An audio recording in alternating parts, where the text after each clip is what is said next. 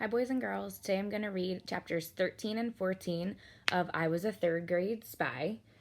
When we left off in chapter 12, the boys were trying to teach Arfel some jokes for the talent show, which is tomorrow night, and they're feeling a little bit out of time. So in chapter 13, we pick up with Arfel's point of view. Chapter 13. They're taking me to school again. I wonder what I'll learn this time. It's so crowded in here, I can't see any faces, only legs. Most of them have that awful soapy smell they get from taking baths and showers. I just can't understand why humans do that. They smell just fine the way they are, especially kids after they've been playing outside all day.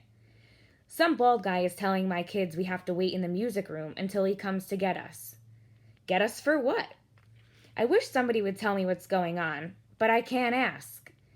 On the way here, Brian told me about 6 times not to talk to anybody, no matter how much I wanted to say something. I smell fear. Brian is sweating and it's not even hot in here. I give a little growl in my throat, just in case the thing he's afraid of is nearby. Here comes that man who told us where to wait. All right, boys, come with me.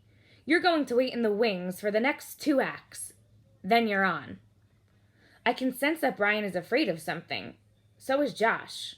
I growl at the man. He backs off. You'll have to keep that dog quiet. Is he vicious? Brian grabs my collar. I hate when he does that. Arfel wouldn't hurt anybody, Mr. Purvis. I want to say I'll hurt whatever my kids are afraid of, but I'm not supposed to talk.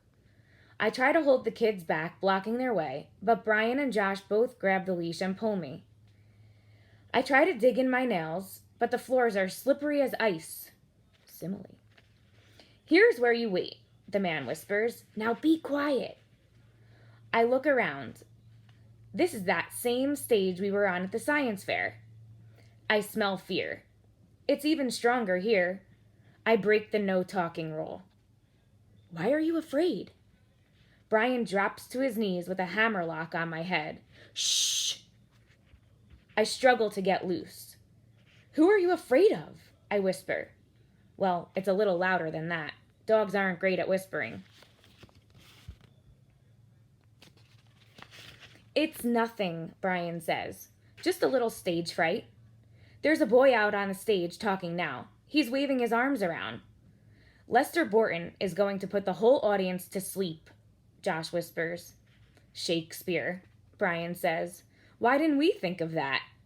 We could have had Arfel reciting Shakespeare. Dougie snorts. He can't even remember knock-knock jokes, and you're going to teach him Shakespeare? Dougie is wrong. I can remember knock-knock jokes. Knock-knock. Who's there? Me and Dougie and Josh and Brian. And some kid out on that stage waving his arms around. That's who's here. So there. Chapter 14. Now it's the boys. Lester Borton finally finished his Shakespeare thing. There was a lot of applause. Then the next act came out. It was Emily, Lissa, and Kara dressed in gold costumes, so sparkly they practically blinded us. Sequins? Whispered Brian. Why didn't we think of that? No way you could ever get me to wear sequins, I hissed. Each of the girls was holding a silver baton, and when Emily gave the signal, they started twirling. It was easy to see that Emily was the only one who knew what she was doing.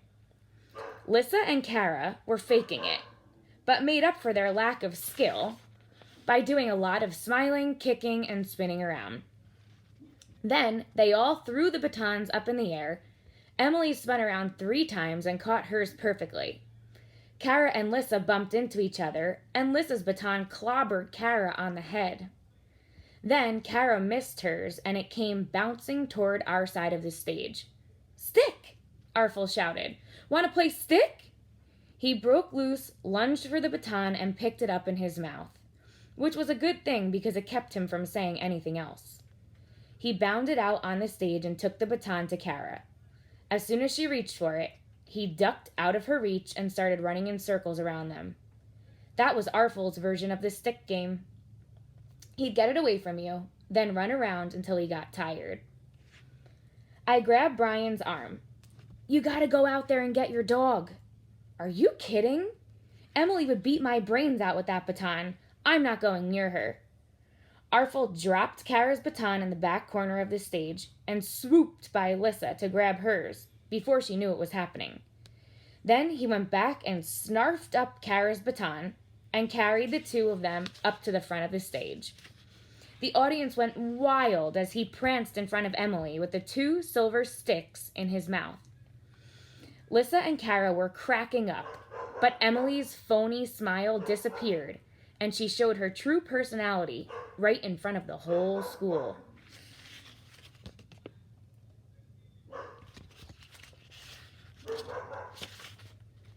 She lunged for Arfel, but he moved too fast for her. She landed flat on the stage, and Arfel grabbed her baton to add to the others. The audience roared. It sounded like the winning touchdown at a football game. Emily went into a full-scale tantrum, kicking and pounding the floor with her fists, while Arfel galloped around her in a big circle. The three batons stretched his mouth into a wide grin. Kara and Lissa pulled themselves together and hauled Emily to her feet.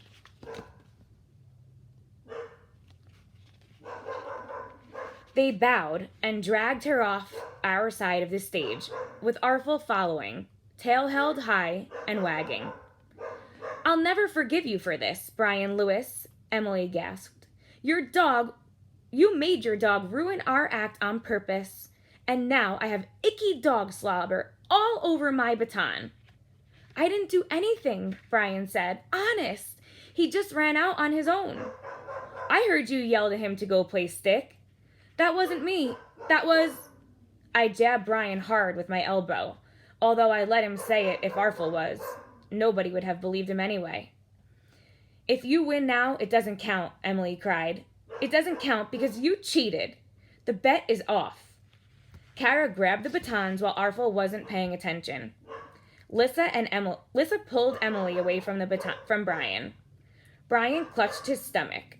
"I think I'm going to be sick." "Josh, you be the one to make Arfel's lips move." "But who's going to hold the sign?" "Forget the sign." Brian turned and threw up on Mr. Purvis's shoes. Oh boy. That's the end of chapter 14. I can't wait to see what happens next. Have a great day, boys and girls. Miss you.